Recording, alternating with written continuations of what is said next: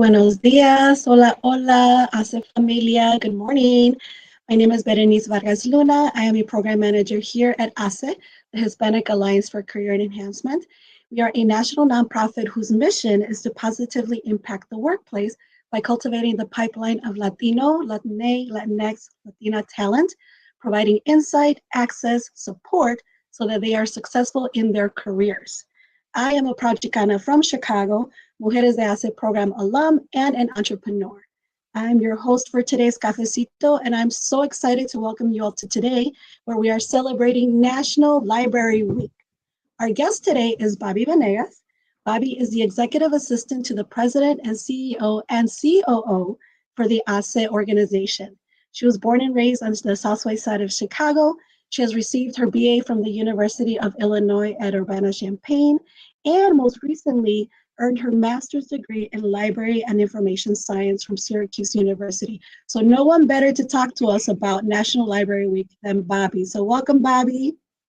Hi, good morning, Bernice. It's so good to see you and to see the sun in warm Chicago. Yes, yes, yes, Spring yes. is here, and I'm ready. Awesome. So before we get started, let's connect and share some events with the ASIC community where you can cultivate your own comunidad. The first one is going to be Cultivando Comunidad, Mind, Body, and the Workplace on April 11th. That's a virtual event this Thursday, 5:30 to 6:30. So go to aseonline.org, click on events to register. The New York Ox Board is going to be having an in-person happy hour. So those of you local to New York, check that out on April 17th. And we have our ASE Avanza Summit, April 25th through the 26th. The team here at ASE has been working diligently to bring you this two-day event filled with workshops intended for anyone in the DEI world. If you're a talent acquisition recruiter, if you are a leader in an ERG, BRG, manager, anyone making decisions, working with others needs to be at this event. So make sure you check that out, April 25th through the 26th in Chicago. So let's get going. So this is the 65th anniversary of the National Library Week, which is April 7th through the 13th. And what it is, it's an annual celebration highlighting the valuable role libraries, librarians, and library workers play in transforming lives and strengthening our communities. So Bobbi, before we get started, the first question of the day is, how do you like your cafecito or your morning beverage of choice? Yes, okay, so I am still a true black coffee with a little bit of cream. I do on Fridays, I get a little crazy and I will add a sugar cube to get it a little sweet, but I need at least one cup of coffee to start my day. If I don't, unfortunately, I will get a headache. But then that's it. I can only do one. More than that, then I'm bouncing off the walls, and that's no fun. Thank you, Bobbi. And please drop in the chat. Let us know where you're tuning in from and also what your morning beverage of choice is. I am Team Coffee. I have my little cafecito mug, and I will drink a whole pot of coffee all day, and so, and all night if you let me. So, I drink it like water. I should be Team Water. I'm trying to get better at that. So, thank you so much for sharing. I see some café con leche in the chat. Café de olla is my favorite, I have to say. So thank you all for dropping that in the chat. So Bobbi, tell us about your cultural and professional background before we get started. So I am what I like to describe as a Chicago mix. I'm Mexican, Italian, and Polish descent. I am located in Oak Lawn, which is a southwest suburb of Chicago, born and raised. Very, very proud South Sider. And then professionally, I have basically been working since I was 16. My first job was at our village hall in Oak Lawn. I worked there all the way up until I left for college. And then I did do the Disney College program. So I was fortunate enough to work at Walt Disney World in Orlando for about 9 months. I worked at Hollywood Studios in the merchandise stores right when you walk into the park.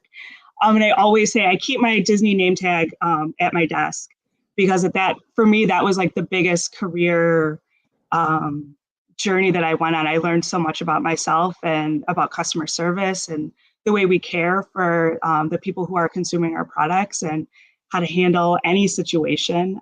So I always like to shout out the Disney College program. So if you do have any questions, always email me or connect with me on LinkedIn, and I'll gladly talk to you more through that.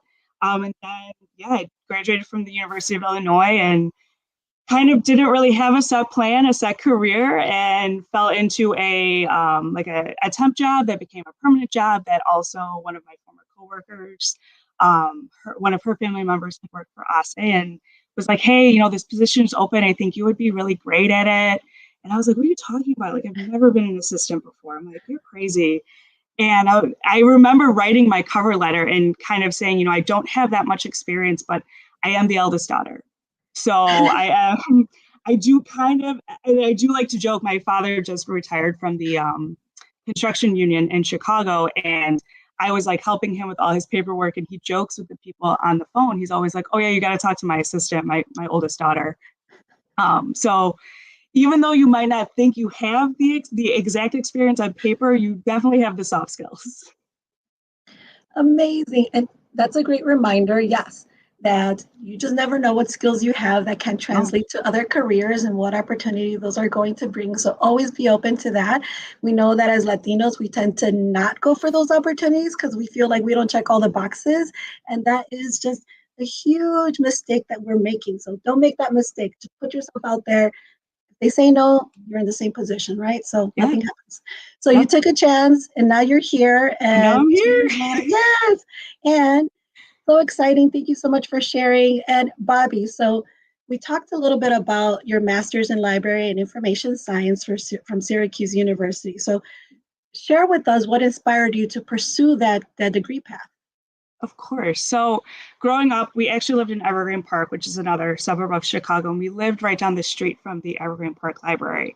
So when I was little, my mom would take me there all the time. And my mom would say I would just read through books and take stuff home and I was just obsessed. So for me, books was the first time that I got to experience other cultures, other places. I read a lot of the American Girl doll books, the Dear America books, anything that took me a different place, I was kind of obsessed with. And the older that I got, the more I realized that one, librarian is a very real position that you can actually do. And then I just truly fell in love with the way that the library is such a resource to the community and one of the last free resources that our community does provide to us. And for me, it's always been about accessibility to information. And I think as we move forward as a nation, having that access and reminding ourselves that, there are still free resources out there is huge. And the library is one of also the last free, safe spaces for people of all different walks of life. I know our library in Oak Lawn is a huge advocate for many different communities throughout the Chicagoland area.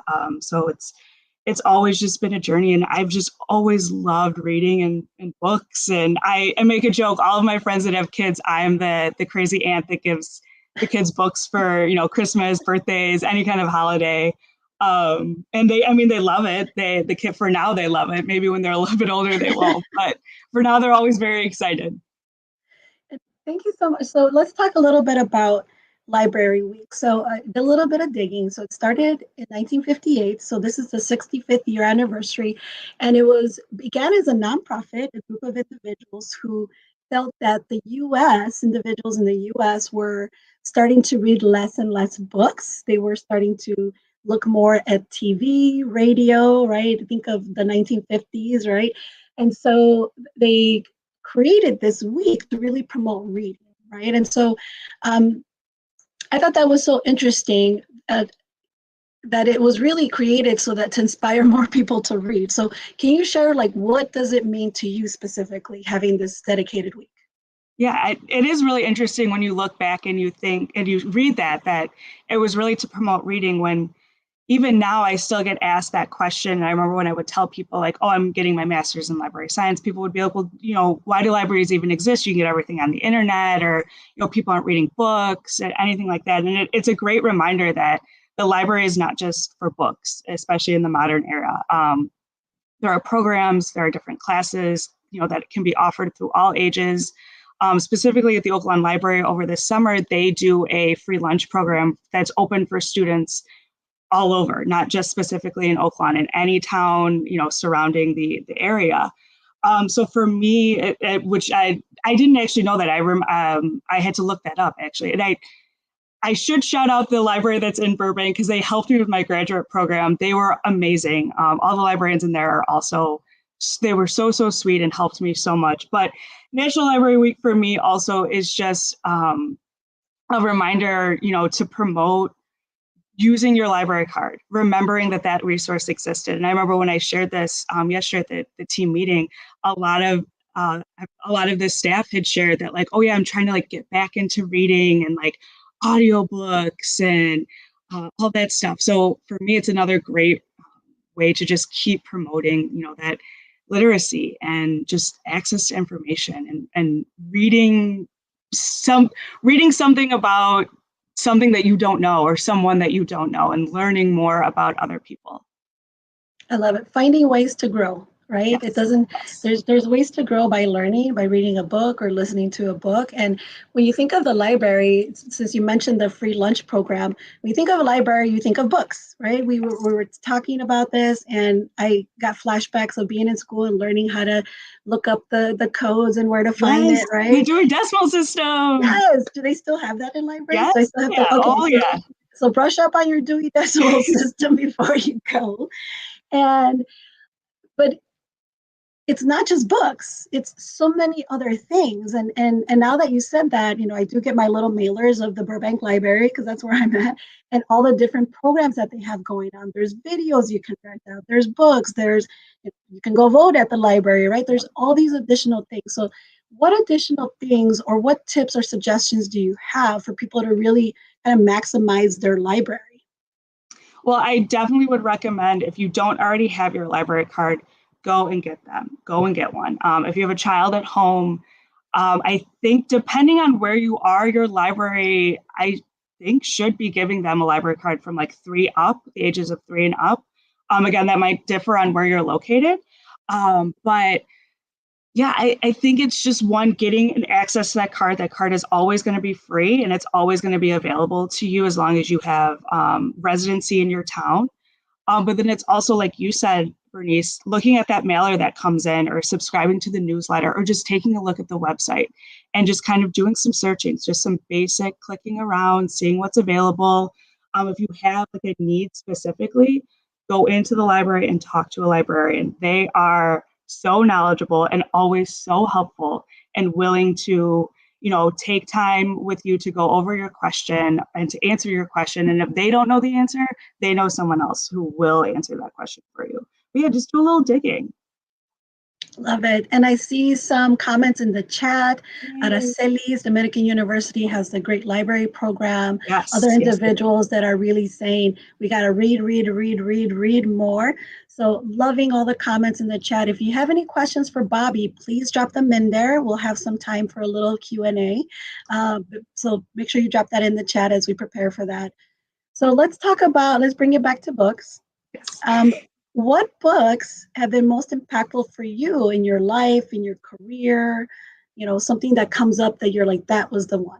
Yeah, I mean, I always will shout out Sandra Cisneros, who wrote The House on Mango Street. And my favorite book of hers, Carmelo. I am a huge advocate for half-price books as well.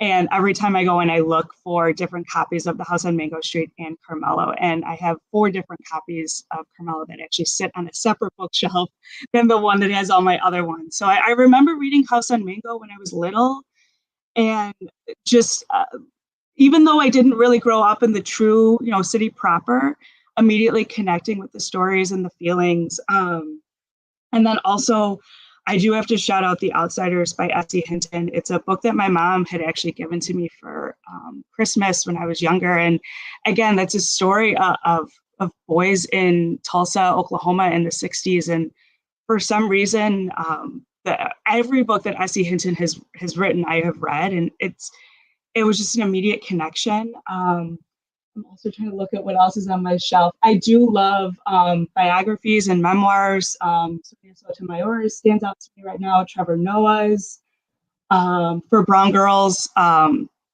is another book that also changed my life. That came out on my birthday. I remember I received it. I pre-ordered it, received it on my birthday, I think in 2020 or 2021, and like just devoured it within 24 hours.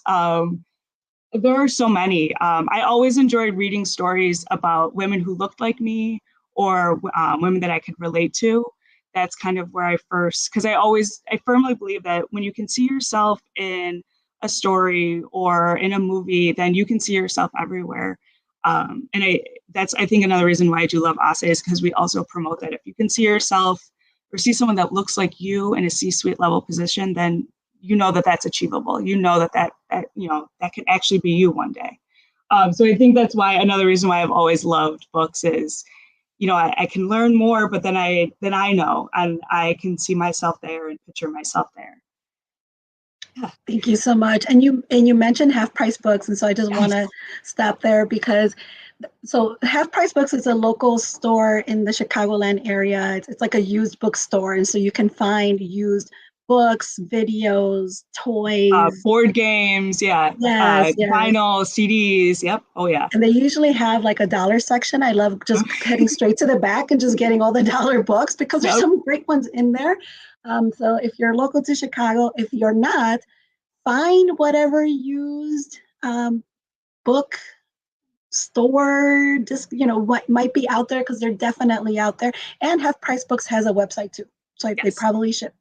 So there's that tip. Another tip that I heard, I was listening to a podcast and they were talking about books and Latino and Latinx authors. And I learned that you could actually go to the library and make a request. So if there's a book that they don't have, you could go in and say, hey, I would like this book. And they will actually order it and have it in there so that you can. So did you know about that, Bobbi? Oh, yeah. Oh, absolutely. Yeah. Yeah. You can, again, go right up to the circulation desk, ask them about the book, and then they can order it. And then if you do want that book, right at that moment, they can also place that hold. It's called the interlibrary system or interlibrary loan system. So all of your libraries, I actually shouldn't say all, in the Chicagoland area, all the libraries are connected. So if there is a book that your library specifically doesn't have on the shelf, there is 17 different other libraries that are a part of that system. So you can loan out that one from your library. It can get delivered to your library for you to pick up, use your card, check it out. It's very, very simple. Again, if you have any questions, go in and talk to your local library and they will be able to help you with all that. But yeah, absolutely.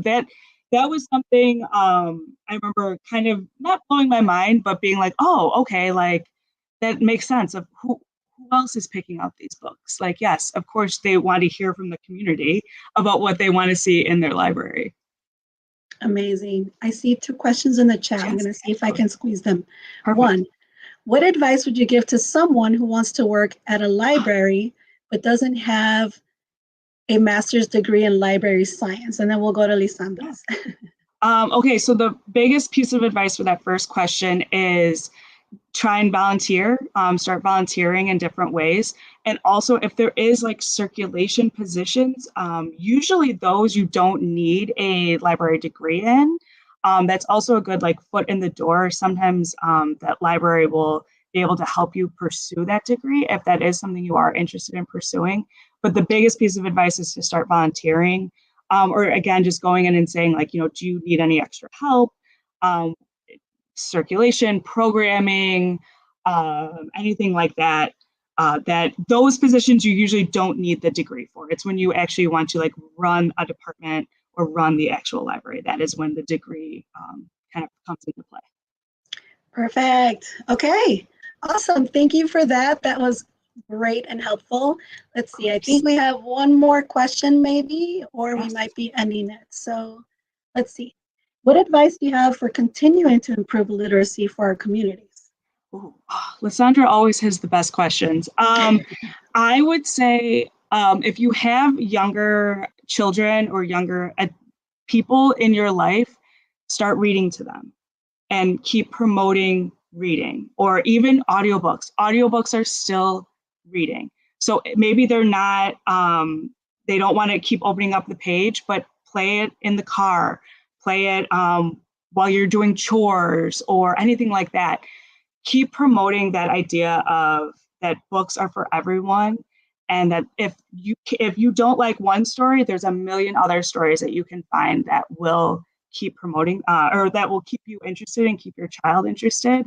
And I think too, as adults, you might have to set the example. So maybe it is just a book a month or a book every 6 months. Just try and find a story or a genre or an author that really speaks to you and keep reading, like read through what they've already written. I know with my dad retiring, he's kind of gone back and has started reading again, you know, through his like Western books and his spy books and all of that. And I love seeing it because he now has the time, but he's also like going back into buying books again and now has this little stack. And I'm like, see, like you gave me a hard time about all these books that I have, but now look at your little stack of books.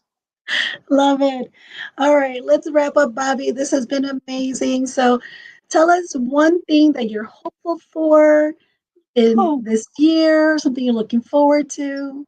well, I'm definitely looking forward to Summit in a couple weeks. I really, really hope I get to see all of you there and give you a big hug.